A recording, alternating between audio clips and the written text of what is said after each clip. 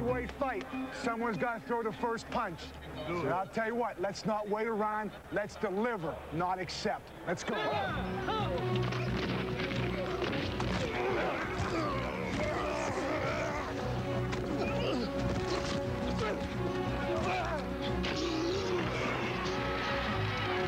At times, the 1993 Pittsburgh Steelers built a steel wall of invincibility.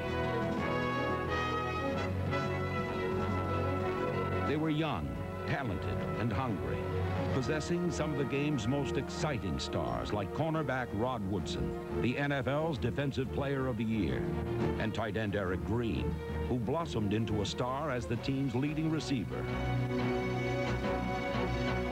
And while Green thundered his way to the Pro Bowl, running back Barry Foster rumbled to 9 touchdowns in the first 9 games before an ankle injury ended his hopes of another 1,000-yard season. It was the type of blow that symbolized the other side of this Steelers season, a puzzling side that saw this promising team fall into unexpected lapses and left many to wonder just how good they really were or how good they could be.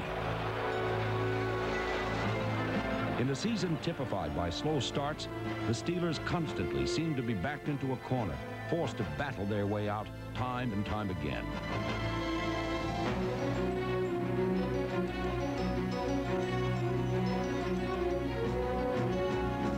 And while they often did grasp greatness, they also learned all too well of the ebbs and flows of a 60-minute game and of a 16-game season.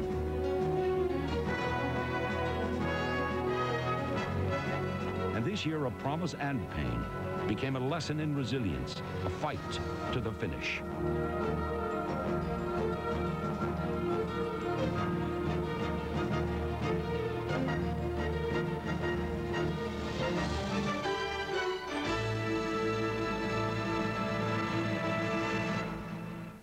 This ESPN program is brought to you by New York.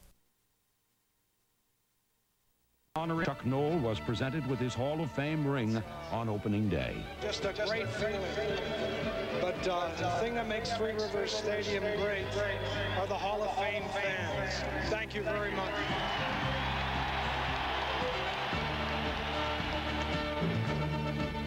Despite Noll's presence, the Steelers fell behind the 49ers 17-0. And though Barry Foster helped cut the deficit to 4, Pittsburgh never fully recovered. It marked the beginning of a disturbing trend that saw the Steelers face first-half deficits of 14-0 or more 7 different times during the season, including an embarrassing Week 2 loss to the Rams. Sometimes it takes us 2 quarters to warm up, and for us to continue to win and go to the next level, we have to play all 4 quarters, not have a slow first quarter, then warm up the second quarter, then play a great second half and win. You can't do that in this league. Bothered by a sore throwing elbow the entire season, Neil O'Donnell played through the pain and finally began to work out the kinks in Week 3.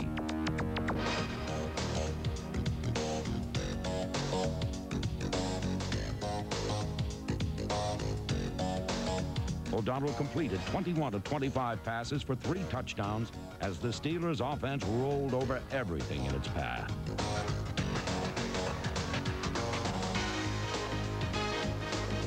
O'Donnell giving the ball to Thompson. He hands it off to Stone. Stone running to the left, the 30, the 25, the 20. He's headed down over the 10, the 5. And Stone is all the way to the end zone. A touchdown for the Steelers. What a day Stone is having. Dwight Stone scored twice as the Steelers put their 0-2 start behind them. And the following week on a Monday night in Atlanta, another big gun took dead aim at the end zone.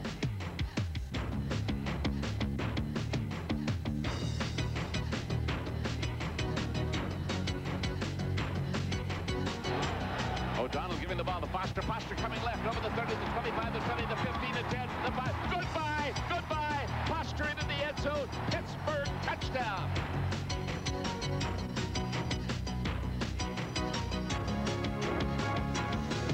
Barry Foster churned his way to a career-high 3 rushing touchdowns, and O'Donnell spread the ball to 10 different receivers, including Yancey Thigpen for his 2nd touchdown in as many weeks. The Steelers' defense, meanwhile, forced 6 turnovers, including rookie Deion Figure's first career interception. Hebert throws too high. It is picked off downfield by Deion Figures, and here he comes back up the field, breaking into the open over the 50, the 45, the 40. He's got a blocker in front of him, the 25, the 20.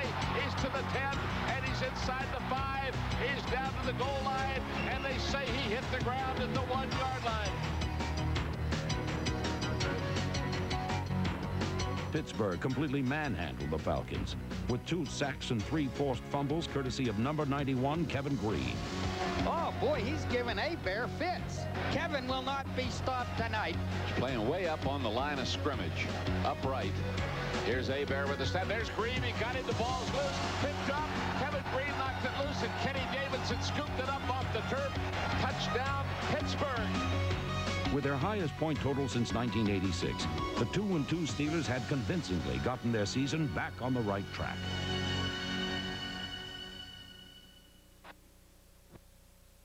The Steelers introduced several new faces to a defense in transition, including one of their biggest impact players.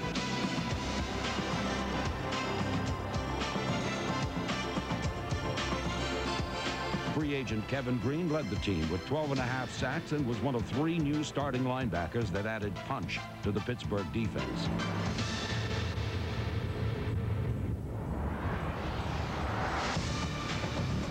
Second-year man Levon Kirkland delivered the knockouts on the inside, along with number 94 Chad Brown, who filled in for an injured Jerry Olszewski and became the Steelers' Rookie of the Year.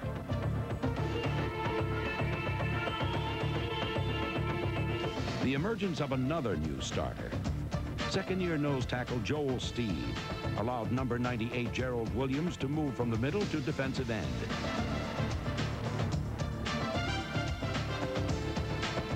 And in the midst of all this change, one constant was the fiery intensity of Greg Lloyd. We got to get the ball out of there. Let's keep talking about it, man. Let's not have somebody running around there 3rd and 15, get the ball wide open.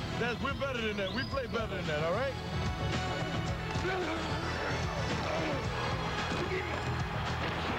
You go out on the field and you're intense for 60 minutes. Some guys don't know how to take it. That guy across from me, he has to do 1 or 2 things. He has to raise his level of play, or he's going to get his ass kicked all day.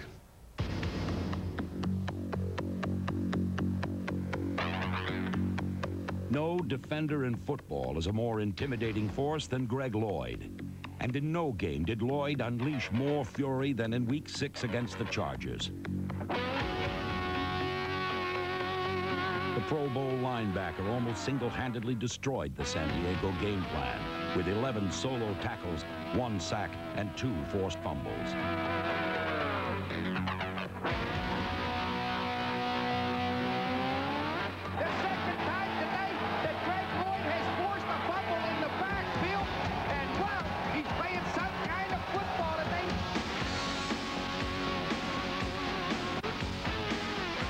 Lloyd's strip and Levon Kirkland's score typified the big playability of the AFC's #1 ranked defense.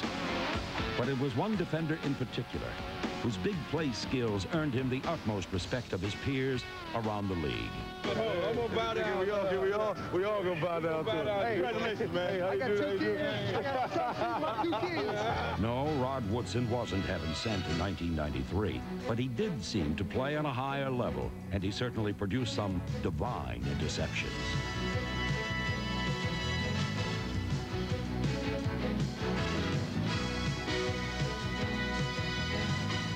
Woodson's career-high 8 interceptions and unparalleled coverage ability made him the NFL's Defensive Player of the Year, as well as the Steelers' most valuable player.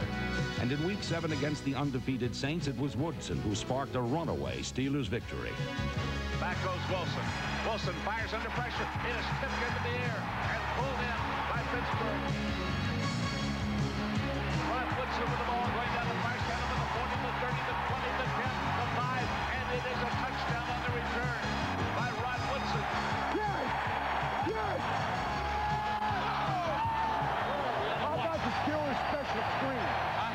How about the Steelers special screen? On the 20. First down 10. O'Donnell with a fake. 2 fakes. And then passing to the left to Foster. He's over the 20 to 15 to 10 to 5. He's running. He's in the end zone. It's a Pittsburgh touchdown. Beautiful faking by O'Donnell. And Foster fought his way into the end zone. Wow. Hey, O'Donnell! Hey, Neil! Don't laugh at my calls anymore. Good job. Are those the kind of routes you like?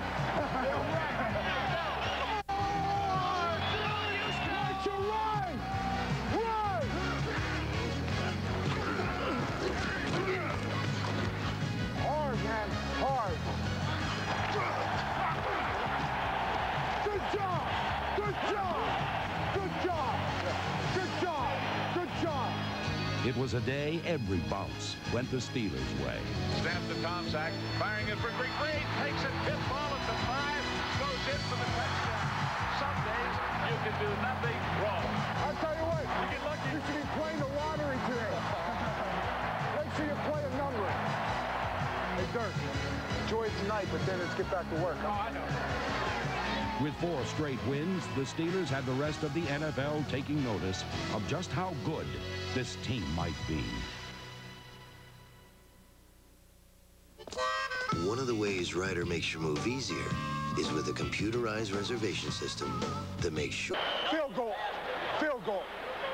In a season of ups and downs, one man could always be counted on for steady footing.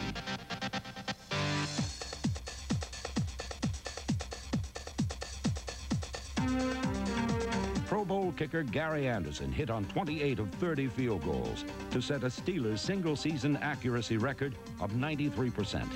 Gary! Gary! Good kick. Good kick. Punter Mark Royals downed an AFC high 28 kicks inside the 20-yard line, with Victor Jones, Charles Davenport, and Reggie Barnes among those learning the life of hard knocks on special teams. Who got you? Did you see him? Evidently not. You all right? Yeah. All right. Welcome to the NFL. Steelers coverage teams did receive a tough education in 1993, allowing 4 touchdown returns, including 2 by the Browns' Eric Metcalf in a first-place showdown in Cleveland.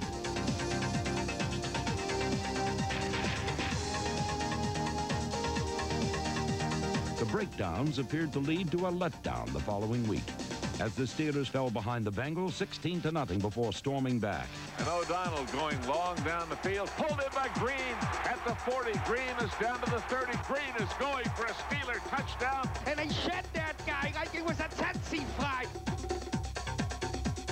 In shaking off the Bengals, the Steelers had proven their ability to fight back. But the next week, they had to prove they had the firepower to compete with one of the league's most explosive teams under the primetime spotlight. Get that Monday night thing going. Ready for some football. A record regular season crowd was on hand for this showdown with the Bills. I'm going to tell you what. Mistakes we'll make.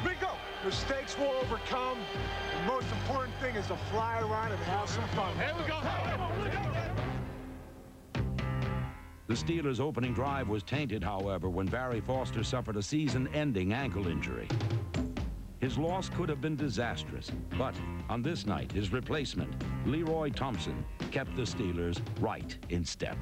Here's the snap. And again, this is Thompson. Thompson wiggle waggles over the left side into the end zone for the touchdown. What a move by Thompson.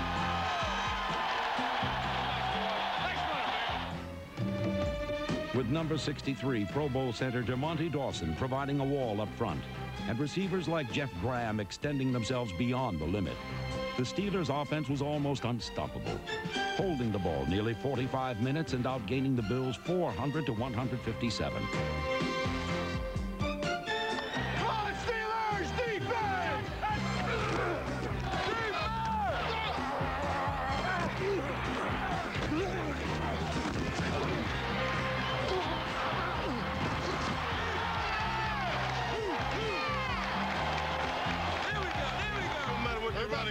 Everybody play that gap. Let's take care of responsibility. He's going to run right into you.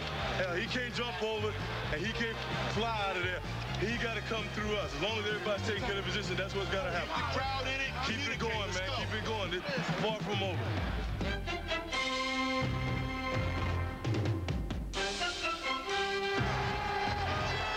The Steelers dealt the Bills their first shutout loss since 1985. And O'Donnell rolling right and then throwing into the end zone to Green for the touchdown. Oh, he crossed him up again. Knockout.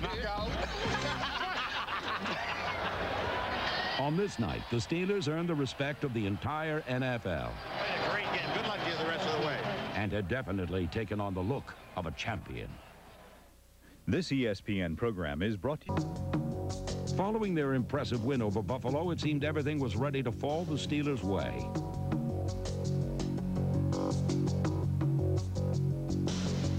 But suddenly, mysteriously, this Super Bowl contender lost its grip.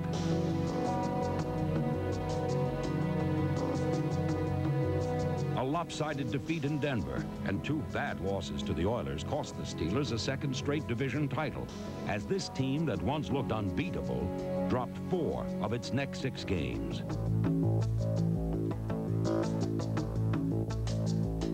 Even the victories became a fight to the finish, as the Steelers surprisingly had to battle back against the Patriots. Kenny Davidson's first career interception was one of 5 Steelers pickoffs on the day, with safeties Darren Perry, number 39, and Carnell Lake, number 37, also adding 1 apiece.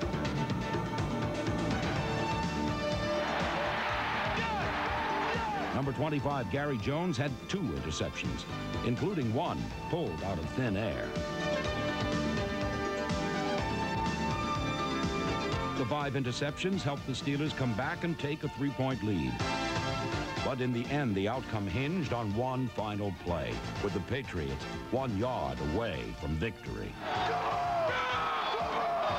With their backs against the wall, the defense rose up to save the win.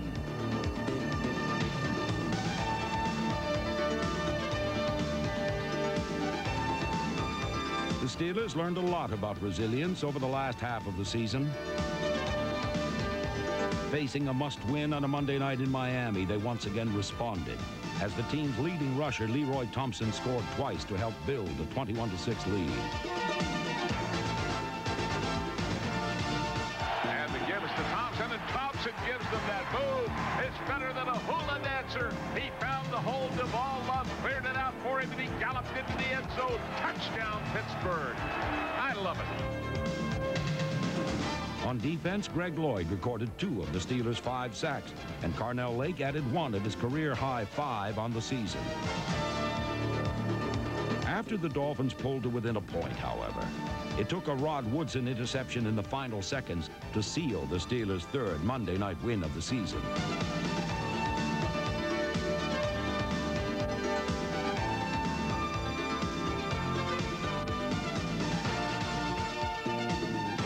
Down the stretch, nothing seemed to come easily for these Steelers. And to keep their playoff hopes alive, they still needed a victory in their season finale against the Browns.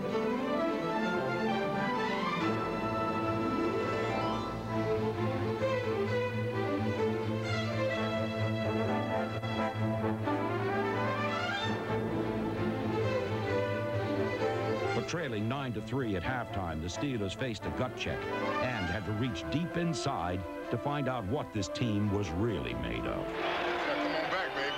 We got started up now. We got started up now. Come on, we need a score. They're setting that guy. They're setting that guy on. Yeah, on a double sleeve. Can you get outside?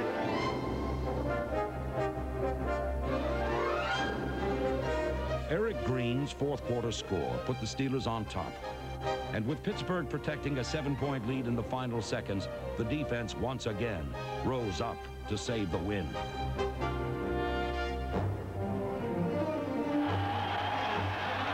The victory helped the 9-7 Steelers earn the AFC's final playoff berth. With new life, Pittsburgh faced a difficult challenge in Kansas City, and after digging themselves a hole in so many previous games, this time the Steelers made a fresh start. And O'Donnell drills one, snared beautifully by Mills. He's 15, 10, 5, touchdown Pittsburgh. Bills escaped everybody. He goes for the TD. Nice shot. Suck it up. Suck it up. Let's go be sucked up. Okay, let's go. One of football's best offensive lines saved one of its best games for the playoffs. As John Jackson, Dermontti Dawson, Duval Love, Carlton Hasselrig, Justin Strelzik, and Leon Searcy controlled the line of scrimmage and cleared the passing lanes.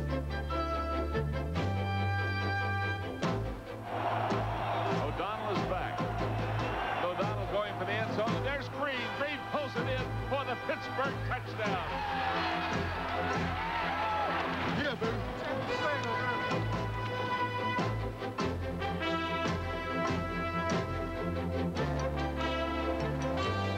With the Steelers holding a 24-17 lead and the defense smothering Joe Montana, Pittsburgh appeared to have the game in hand.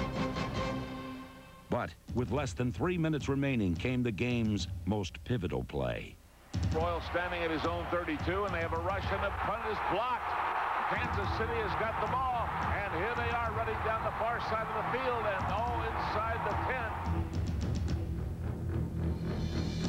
The Chiefs' 1st and goal soon turned to 4th and goal. The Steelers needed to hold just one more play for a victory. Montana takes the snap. Montana looking for the end zone. Throwing, he's got a man wide open, and he hits him for the touchdown.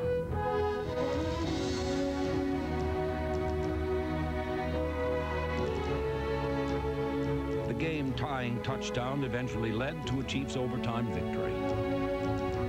This fight to the finish had come up one step short, but it also reaffirmed what the Steelers had known all along.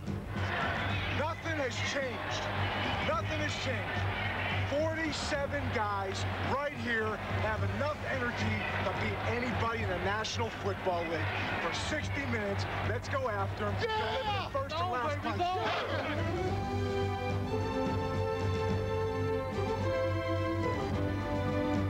When we are playing emotional football for 60 minutes and everything is working on offense, defense, and special teams, nobody in the National Football League can beat us. When they played at their best, the 1993 Steelers were almost unbeatable.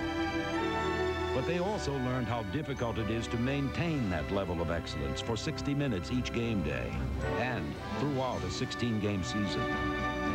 In enduring this season of peaks and pitfalls, the Steelers had gained the confidence needed to become a champion. Now they must continue to build toward their ultimate goal. And remember that a team's fight to the top must be a fight to the finish.